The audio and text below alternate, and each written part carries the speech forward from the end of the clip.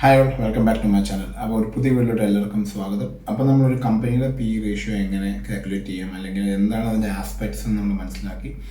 P ratio കുറവ് എന്തുകൊണ്ടാകുന്നു, P ratio കൂടുതൽ എന്തുകൊണ്ടാകുന്നു, investor എന്തുകൊണ്ട് വില്ലിംഗ് ടു പേ, അല്ലെങ്കിൽ ഇൻവെസ്റ്റേഴ്സ് എന്തുകൊണ്ട് ഇപ്പോൾ കൂടുതൽ പൈസ കൊടുത്തൊരു കമ്പനി ഇൻവെസ്റ്റ് ചെയ്യാൻ തയ്യാറാകുന്നു, അല്ലെങ്കിൽ അണ്ടർ വാല്യൂ ആയ സ്റ്റോക്കിൽ മാത്രം എന്തുകൊണ്ട് എല്ലാവരും ഇൻവെസ്റ്റ് ചെയ്യുന്നില്ല എന്നുള്ള ഉത്തരവൊക്കെ നിങ്ങൾക്ക് ക്ലിയർ ആയെന്ന് ഞാൻ വിചാരിക്കുന്നു. അപ്പം അടുത്ത് നമുക്ക് നോക്കാം ടൈപ്പ് ഓഫ് ഫീ. അപ്പം കമ്പനി പീസ് ഉണ്ട്, നമ്മളൊരു കമ്പനിയെ വാല്യൂറ്റ് ചെയ്യാൻ കമ്പനി പീസ് ഉണ്ട്, പിന്നെ ഇൻഡസ്ട്രിയൽ പീ ഉണ്ട്. ഇപ്പം IT കമ്പനിക്ക് നിഫ്റ്റി ഐടിക്ക് ഒരു പി ഉണ്ട്, അല്ലെങ്കിൽ സെൻസസ് അല്ലെങ്കിൽ നിഫ്റ്റിക്ക് ഒരു പി ഉണ്ട്.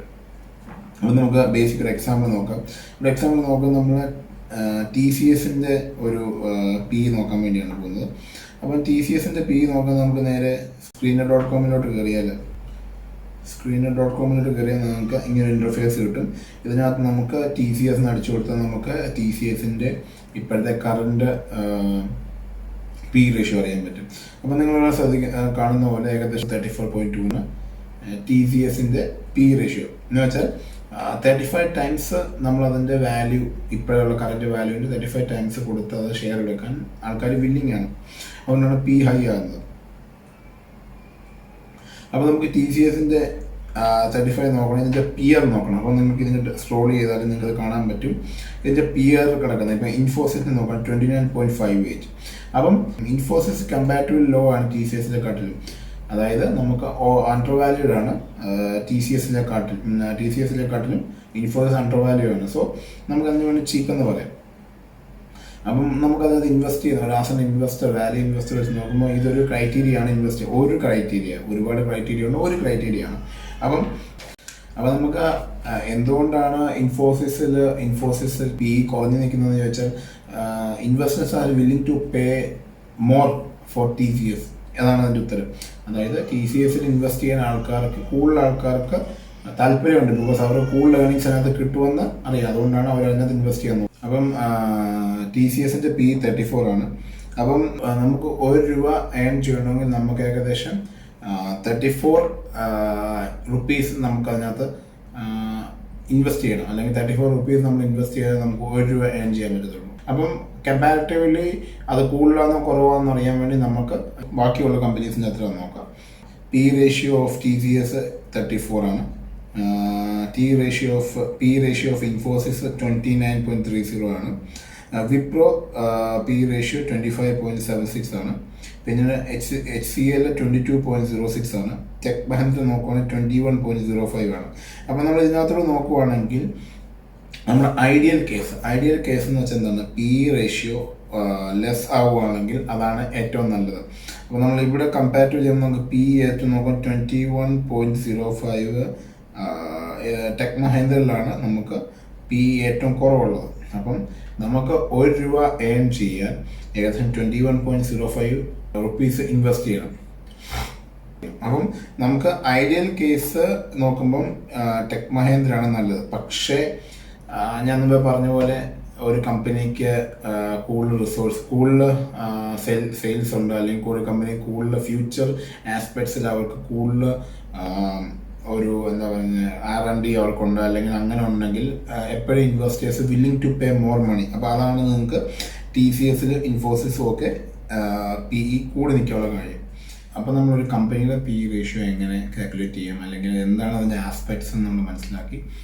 പി റേഷ്യോ കുറവ് എന്തുകൊണ്ടാകുന്നു, പി റേഷ്യോ കൂടുതൽ എന്തുകൊണ്ടാകുന്നു, ഇൻവെസ്റ്റർ എന്തുകൊണ്ട് വില്ലിംഗ് ടു പേ, അല്ലെങ്കിൽ ഇൻവെസ്റ്റേഴ്സ് എന്തുകൊണ്ട് ഇപ്പോൾ കൂടുതൽ പൈസ കൊടുത്തൊരു കമ്പനി ഇൻവെസ്റ്റ് ചെയ്യാൻ തയ്യാറാകുന്നു, അല്ലെങ്കിൽ അണ്ടർ വാല്യൂ ആയ സ്റ്റോക്കിൽ മാത്രം എന്തുകൊണ്ട് എല്ലാവരും ഇൻവെസ്റ്റ് ചെയ്യുന്നില്ല എന്നുള്ള ഉത്തരവൊക്കെ നിങ്ങൾക്ക് ക്ലിയർ ആയെന്ന് ഞാൻ വിചാരിക്കുന്നു. മനസ്സിലാക്കിയത് ഒരു കമ്പനിയുടെ പി എങ്ങനെ കണ്ടുപിടിക്കാനാണ്. ഇനി നമ്മൾ നോക്കുന്നത് ഒരു സെക്ടറിൻ്റെ പി എങ്ങനെ കണ്ടുപിടിക്കും. ഇപ്പം നമ്മൾ കമ്പനിയുടെ പി, നമ്മൾ 2 കമ്പനിയുടെ പി കണ്ടു. ഏകദേശം പി ഫോർ TCS 34.29 ആണ്. പിന്നെ ഇൻഫോസിസ് 29.30 ആണ് പി. അപ്പം നമുക്ക് ഈ ഒരു IT ഇൻഡസ്ട്രിയുടെ, അപ്പം നമുക്ക് ഈ കമ്പനി മനസ്സിലായി ഇതിൻ്റെ അണ്ടർ വാല്യൂ ഓവർ വാല്യൂ ആണ്. പക്ഷേ ഈ ഒരു ഇൻഡസ്ട്രിയിൽ, അപ്പോൾ നമുക്ക് പല ഇൻഡസ്ട്രിയിൽ പീസ് അങ്ങോട്ടേക്കും കമ്പനി വെച്ചിട്ട് കമ്പയർ ചെയ്യാൻ പറ്റത്തില്ല. ബിക്കോസ് അത് പോസിബിൾ അല്ല, അത് നമുക്ക് വേരി ചെയ്യും ഒത്തിരി.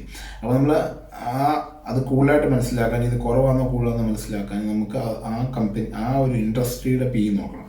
അപ്പോൾ നിങ്ങൾക്കത് നോക്കാൻ വേണ്ടി നമുക്ക് മണി കൺട്രോൾ ഒന്ന് പോവാം. മണി കൺട്രോൾ ഓപ്പൺ ചെയ്യുമ്പോൾ നിങ്ങൾക്ക് ഇങ്ങനെ സ്ക്രീൻ കിട്ടും. അതിനാൽ നിങ്ങൾ ഇവിടെ TCS അടിച്ചു കൊടുത്തു, ടാറ്റ കൺസൾട്ടൻസി ഇത് വന്നു. അപ്പം ടാറ്റ കൺസൾട്ടൻസി നിങ്ങൾ ഓപ്പൺ ചെയ്യുമ്പോൾ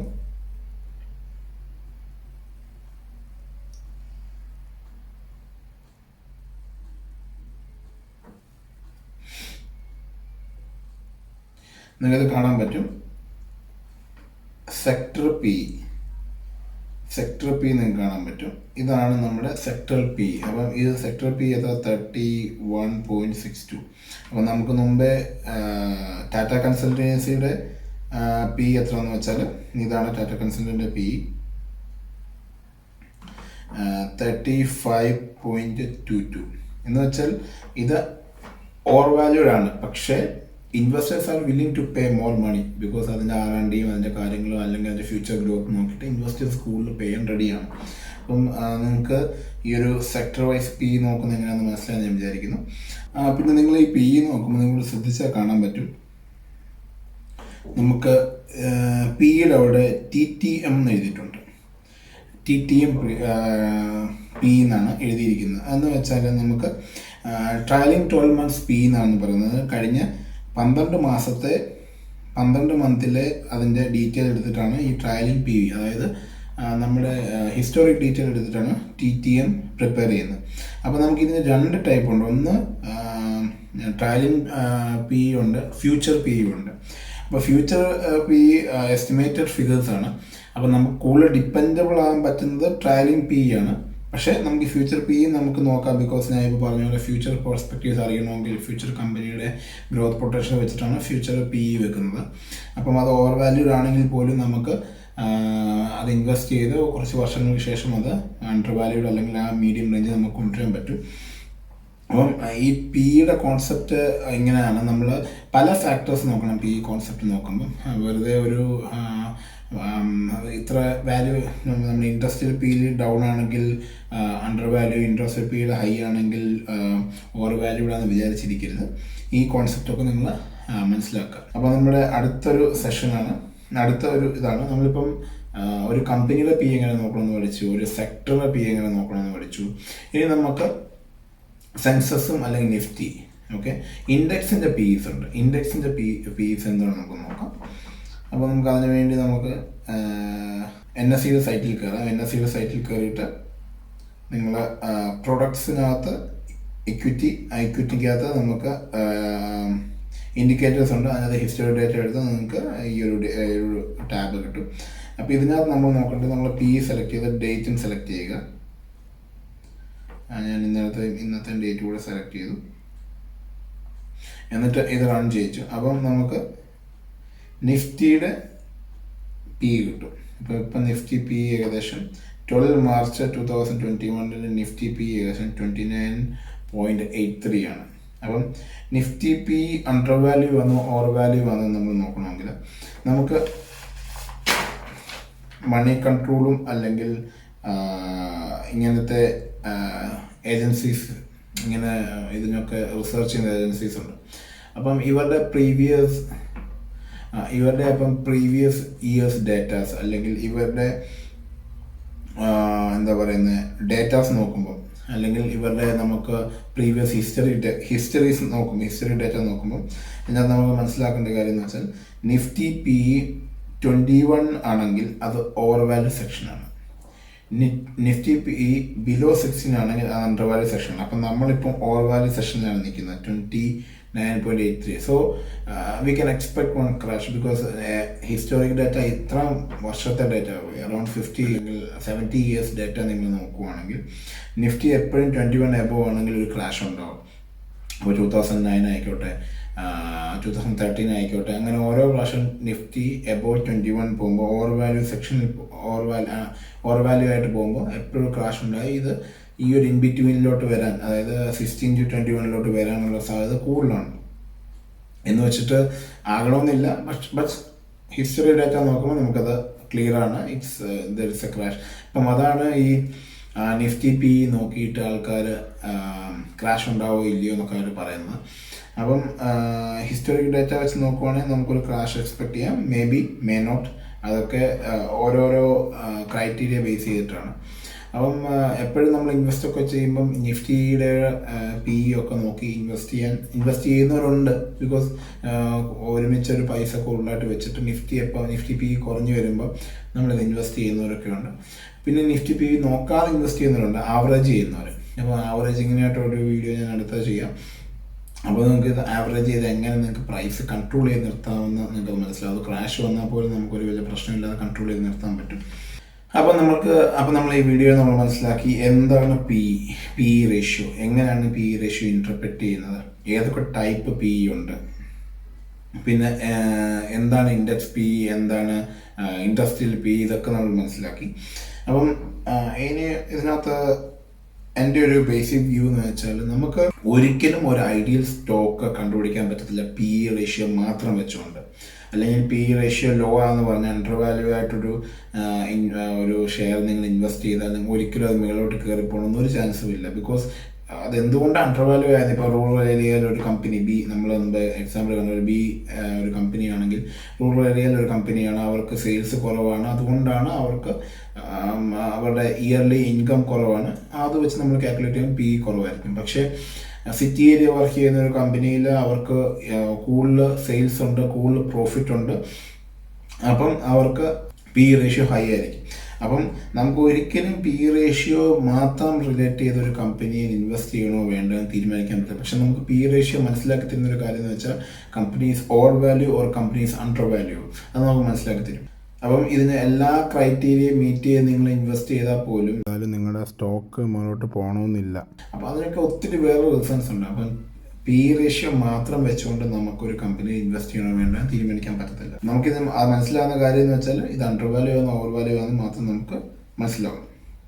നമുക്ക് ഹൈ പി ഉള്ള കമ്പനീസ് നമുക്ക് ഇൻവെസ്റ്റ് അത് നല്ലതാണെന്നും അഴുക്കാണെന്നും പറയാൻ പറ്റത്തില്ല. നല്ലതുമാണ് അഴുക്കുമാണ്. ഇപ്പം ഒരു മിനറൽ കമ്പനി അല്ലെങ്കിൽ ഒരു മൈനിങ് കമ്പനി അല്ലെങ്കിൽ റിയൽ എസ്റ്റേറ്റ് കമ്പനിയൊക്കെ ആണെങ്കിൽ ഒരു വർഷം അവർക്ക് സെയിൽസ് കുറവായിരിക്കും, പിന്നെ ഒരു സെയിൽസ് കൂടും, അടുത്ത വർഷം ചിലപ്പം കൂടുതൽ സെയിൽസ് കൂടും. അപ്പോൾ അവരുടെ പി ലോ ആയിട്ട് വരും, ചിലപ്പോൾ ഹൈ ആയിട്ട് വരും. അപ്പോൾ അത് വേരി ചെയ്ത് വരും. അപ്പോൾ നമ്മളൊരു പ്രീവിയസ് ഹിസ്റ്റോറിക് ഡേറ്റ നോക്കുമ്പോൾ മിനിമം 5 വർഷം 6 വർഷത്തെ ഡേറ്റ നോക്കിയിട്ട് പി റേഷ്യോ നമ്മൾ കാൽക്കുലേറ്റ് ചെയ്യുക. അല്ലാതെ ഒരു വർഷത്തെ പി വെച്ച് മാത്രം നമ്മൾ ഇൻവെസ്റ്റ്മെൻറ്റ് മുതൽ എഴുതുക. അല്ലെങ്കിൽ ആ കമ്പനിയുടെ ബേസിക് എന്താണ് അതിൻ്റെ ബേസിക് ക്രൈറ്റീരിയ, അവരുടെ എന്തൊക്കെയാണ് സെക്ടർ ഏതാണ്, എന്താണ് അവരുടെ ബിസിനസ്, ഇതൊക്കെ മനസ്സിലാക്കാതെ ഒരിക്കലും നമ്മൾ ഇൻവെസ്റ്റ് ചെയ്യരുത്. അപ്പം നിങ്ങൾക്ക് പി റേഷ്യോ എന്നുള്ള കോൺസെപ്റ്റ് മൊത്തമായിട്ട് മനസ്സിലായെന്ന് ഞാൻ വിചാരിക്കുന്നു. ഇതിനകത്ത് നിങ്ങൾക്ക് എന്ത് ഡൗട്ട് ഉണ്ടെങ്കിലും നിങ്ങൾക്ക് കമൻറ്റ് ബോക്സിൽ ഇടാം, അല്ലെങ്കിൽ എൻ്റെ വാട്സ്ആപ്പ് നമ്പറിൽ ഇടാം. നിങ്ങൾക്കിത് വീഡിയോ ഉപകാരപ്പെട്ടെന്ന് തോന്നി തീർച്ചയായിട്ടും ഷെയർ ചെയ്യുക. നിങ്ങളുടെ ഫ്രണ്ട്സിനും ഫാമിലിക്കും ഒക്കെ ഇത് ഷെയർ ചെയ്ത് കൊടുക്കുക. ഇൻവെസ്റ്റ് ചെയ്യാൻ താല്പര്യമുള്ള അല്ലെങ്കിൽ ഷെയർ മാർക്കറ്റിൽ എൻട്രി ചെയ്യാൻ താല്പര്യമുള്ള എല്ലാവർക്കും ഇത് ഉപയോഗപ്പെടും. പിന്നെ അത് മാത്രമല്ല, ഞാൻ ആദ്യം സൂചിപ്പിച്ച പോലെ ഒരു പോർട്ട്ഫോളിയോ ബിൽഡ് ചെയ്യാൻ നമ്മൾ ക്ലാസ് കൊടുക്കുന്നുണ്ട്. അപ്പം അതിനൊരു നമ്മൾ അതിൻ്റെ കൂടുതൽ ഡീറ്റെയിൽസ് അറിയണമെങ്കിൽ നിങ്ങൾക്ക് എൻ്റെ വാട്സാപ്പ് നമ്പർ കൊടുത്തിട്ടുണ്ട്. ആ വാട്സാപ്പ് നമ്പറിൽ നിങ്ങൾക്ക് മെസ്സേജ് ചെയ്യാവുന്നതാണ്.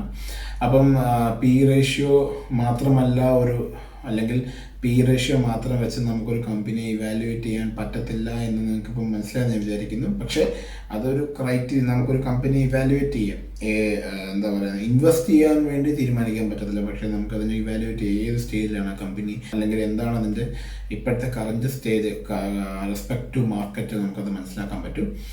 അപ്പോൾ ഈ ഒരു കോൺസെപ്റ്റ് എല്ലാവർക്കും മനസ്സിലായെന്ന് വിചാരിക്കുന്നു. അപ്പോൾ നമുക്ക് അടുത്ത വീഡിയോയിൽ കാണാം.